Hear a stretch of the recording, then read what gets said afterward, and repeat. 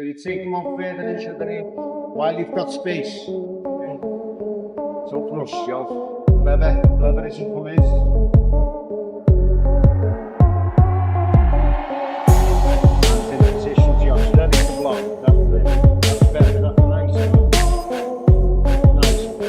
This year on Netflix. Thanks for having me. Well, you gotta give credit to Jake and his team. They reached out to me, to be fair, and it was a great opportunity for me. So it's an opportunity for me to fight. I wanted to take 12 years out, 12 months out of the game, and I've done that. And then it was time to get back to work. So I was planning on fighting anyway. And actually, I would have been fighting this weekend. It's one of the best heavyweights ever. But I believe that fighting a smaller man is oftentimes harder as a heavyweight because of the speed difference and because of the foot speed, because of the angles, because of the head being off the center. And so all of that power is great and he's knocked people out. I just have to avoid that one shot. Footage has emerged showing Anthony Joshua reportedly sparring with Jake Paul. The footage is raw. It is sweaty. It is the kind of thing fight fans dream about. The big names in the ring together. No promos, no PR, just the physics of two bodies testing each other.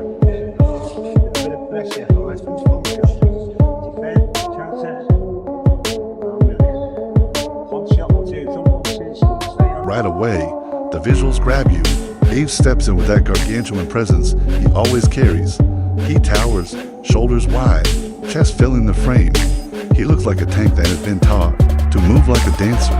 Jake walks in lighter on his feet with that springy footwork that betrays his background in smaller, faster opponents. The contrast is cinematic.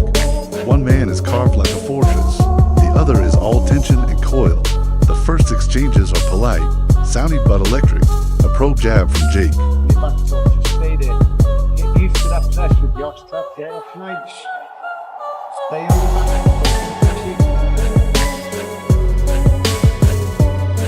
Change over. Get on your back. Jay counters with a measured right that looks like it could fold a mailbox. Then the tempo changes. Someone in the corner yells adjustments. The sparring is structured, not chaotic. You can tell both sides are testing ranges and timing. There are moments where the gloves separate and you hear a wet thud. You feel the weight of the punches in the pixels. AJ lands a thudding body shot that makes Jake bend at the waist. The camera cuts and the trainer mutes the action before Jake slides back to his feet, smiling like it was part of the plan. Later, Jake snaps a quick left hook that clips AJ on the temple. It is not a knockout shot, but it is the kind of contact that forces a head turn and a rapid reset. Both fighters show respect in the basic ways. They touch gloves between rounds and circle off each other like the predators weighing their options. The footage also pulls back to show details that usual highlight reels skip. You see the breath, the little choke on air after a series of combinations.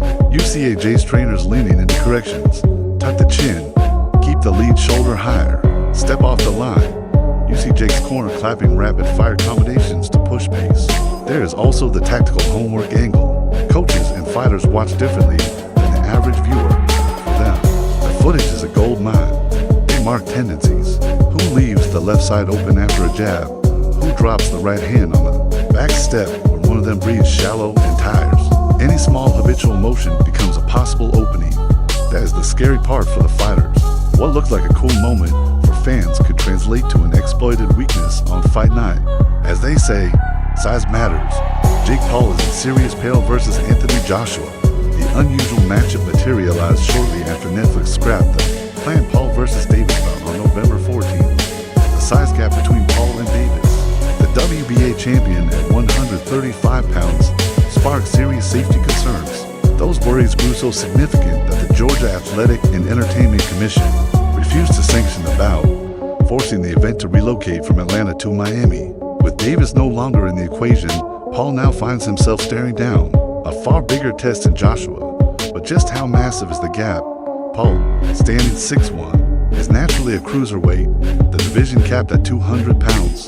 His recent weigh-ins paint the picture. Now stack that up against Joshua, a 6'6" powerhouse who's been a fixture at the top of the heavyweight division for the better part of a decade. In his last 3 outings, He tipped the scales at 251 pounds against Ottawa and 250 pounds for both Francis Ngannou and Daniel Dubois.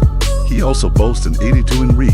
Even with Joshua restricted to a 245 lb weigh-in, Paul will still be giving up a significant size advantage the moment he steps into the ring. Meanwhile, Paul said on his YouTube channel, they said, fight a real boxer. They said, fight someone your size. They said, fight a world champion. We looked at a long list of supposed fighters for me to fight for Jake Paul twice in 2021. Believes pipe. You guys wanted me to go bigger. How about twice as big? Literally. He's twice as big as Gervin Davis. Paul isn't blind to the danger of stepping in with someone like Joshua, easily the toughest opponent he's ever faced. After padding most of his record with UFC veterans and mid-level journeymen, he will now face a legitimate heavyweight with stunning one-punch knockout power. Paul said about Joshua, two-time heavyweight champion of the world, an Olympic gold medalist. While he was winning Olympic gold, I was filming vines in high school. AJ is a knockout artist with fights that have literally ended in seconds. I'm not going to lie, I'm a little scared. He added, and yes, little Josh Asindu, my enemy, Eddie Hearn. I know Eddie, and all of you naysayers are saying that I wouldn't take this fight. Talk is cheap, my friends. But guess what? You're not alone. My friends and family couldn't even believe I was taking this fight. Despite being fully aware of the potential pitfalls awaiting him, Paul insists he's ready to shock the world with his next fight. Paul said, make no mistake, this is the biggest fight of my career. I'm walking into the lion's den. I'm doing something that no one else has ever done before. I, Jake Joseph Paul, will knock out, defeat, and embarrass Anthony Joshua on Friday, December 19th.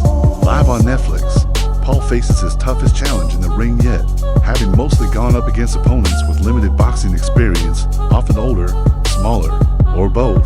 Unsurprisingly, odds makers are heavily favoring Joshua, with FanDuel listing him as a staggering minus 1,000 to 100 betting favorite over Paul. For the first time in his boxing career, Paul enters a fight as the clear underdog.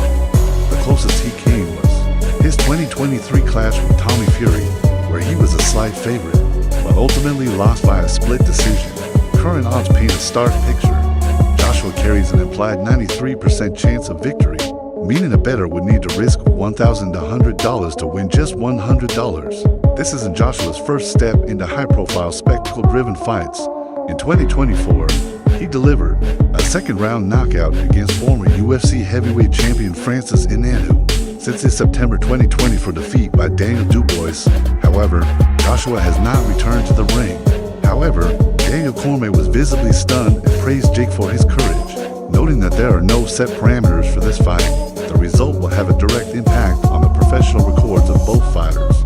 The problem, child, who has a high possibility of being knocked out, will either succeed or fail in this fight.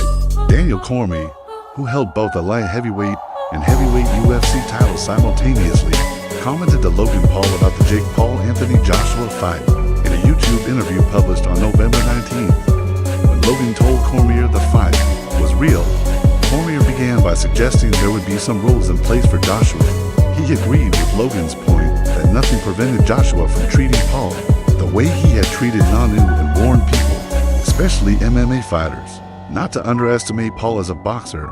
Cormier emphasized that Paul had spent 5 years focused on pure boxing with quality coaches and training partners, that he had improved a lot and that he could fight. When Logan reminded him that the opponent was Anthony Joshua, Cormier said that was a bad matchup, and in reference to the Ngannou fight, noted that Paul was something of a wild card, but argued Francis Ngannou had not been training at Paul's boxing level. He added that if Paul got hurt, he would likely know how to hold like a boxer because clinching is part of protecting yourself when you're in danger. It's real. There's got to be some rules in place for Anthony.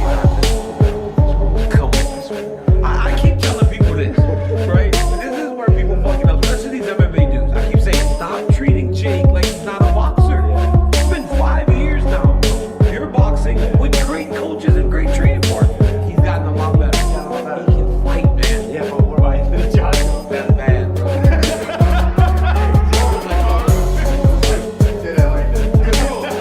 Like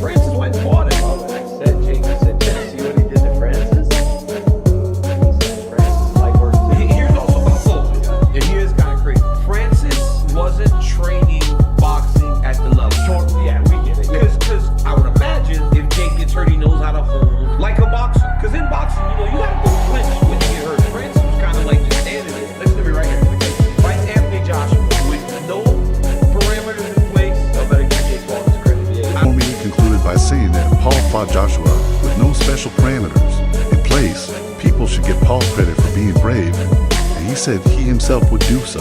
Finally, Cormier acknowledged that his view of Paul's ring savvy didn't rule out the possibility that Joshua could still find a way to hurt him.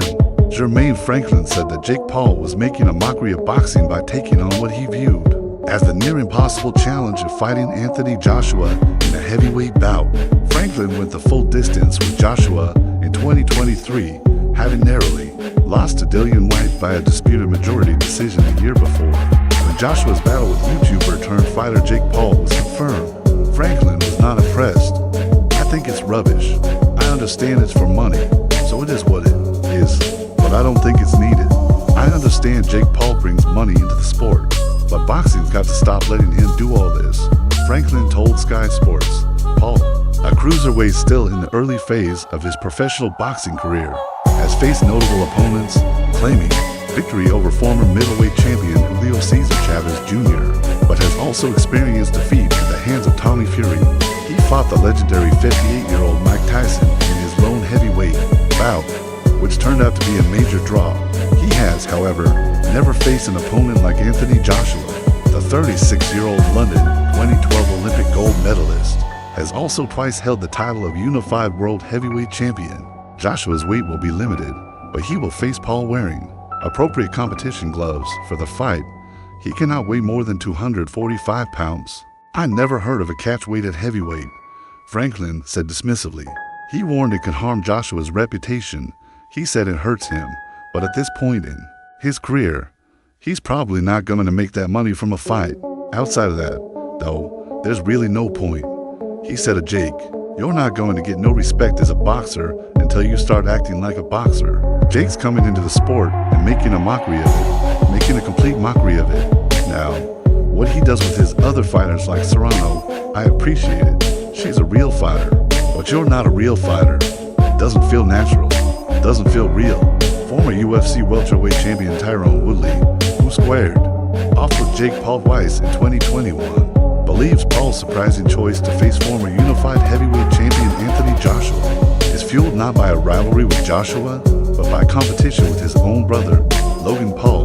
Woodley believes the fight is driven less by boxing tactics and more by personal ambition. The former champion says Jake Paul's urge to go big is steering him toward the riskiest bout of his career, and perhaps one meant to eclipse his older brother. Speaking to new betting sites, Woodley said Jake Paul always takes big risks. He explained that Jake's brand is all about going big and that he doesn't play it safe like KSI. Woodley added that Jake has little brother syndrome and is only fighting Anthony Joshua to outshine Logan. He also said Joshua's legacy won't be affected by the fight, that he didn't fix his own fight with Paul and could have earned more if he had one, and that AJ's weak chin is Jake Paul's saving grace. Finally, he warned that Joshua's overconfidence could be his downfall. Even though Paul enters the ring as a huge underdog against one of boxing's most decorated heavyweights, Woodley argues that fans shouldn't dismiss him entirely. He highlights Joshua's history of vulnerabilities and cautions that the former champion's overconfidence could be the very thing that paves the way for an upset. Woodley's viewpoint adds depth to an already divisive matchup, one that has sparked worldwide debate over spectacle versus sport, and just how far Jake Paul is willing to push his ambitions in boxing. Tyron Woodley added, his whole brand is about going big. Not only is he facing a former heavyweight champion, but he's also stepping in on just a week's notice. Unlike Tank, this opponent presents a much tougher challenge. He then said, "I love the fight, and you got to give him major credit. He had the guts to take this on with just a week's notice.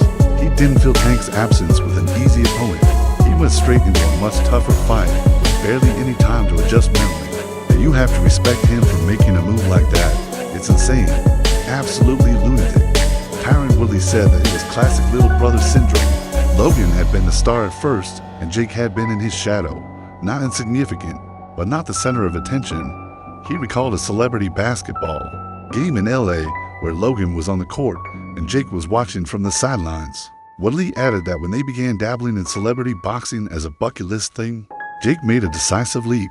As Woodley put it, he effectively said, "Fuck it," and began taking on real fighters. And that was where the difference became clear. He went on to say he believed Jake's legacy would remain secure as long as Jake kept moving toward the finish he envisaged, and that only Anthony Joshua knew how his own story would end. If that ending matched Joshua's vision, nothing could tarnish his legacy. He added, I don't think this fight tops Mike Tyson versus Jake Paul. My thinking was, if there was even a 1% chance that a version of Mike Tyson from his prime at 25 showed up in that ring, it would have been absolute chaos. And then you'd see those Instagram clips where it looked like he still had it. Man, that felt like a much bigger fight. Every fight carries real risk. Take Eddie Ruiz, for example. Most people didn't give him a chance. You can't compare this fight to Francis Ngannou. Ngannou is a heavy, powerful heavyweight, but he's slow and not very agile. In his bout with Anthony, he was standing right in front of him, barely moving his head, and he got caught with a shot.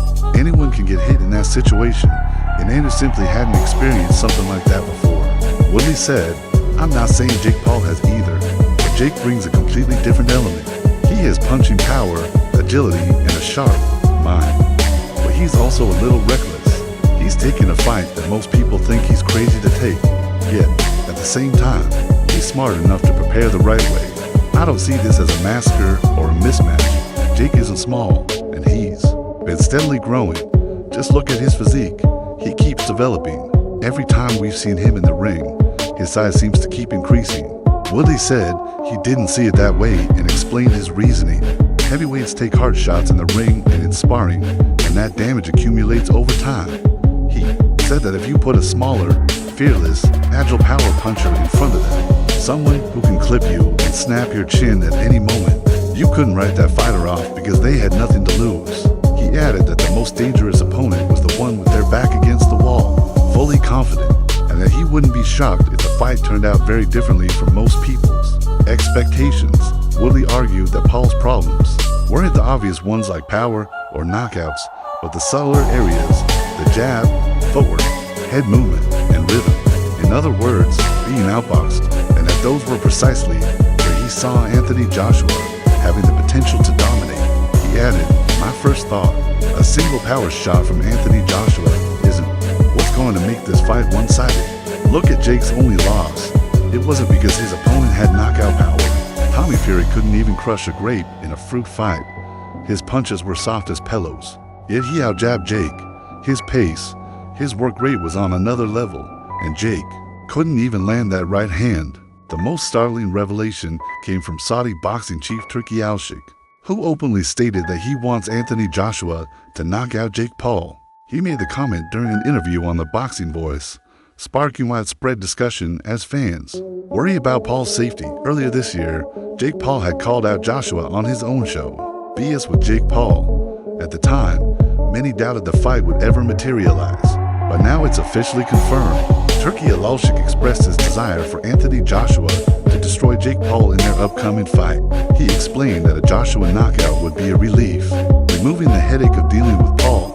However, Al-Sheikh added that if Paul somehow pulls off a victory, it would mean Joshua is finished and that Paul deserves an official boxing ranking.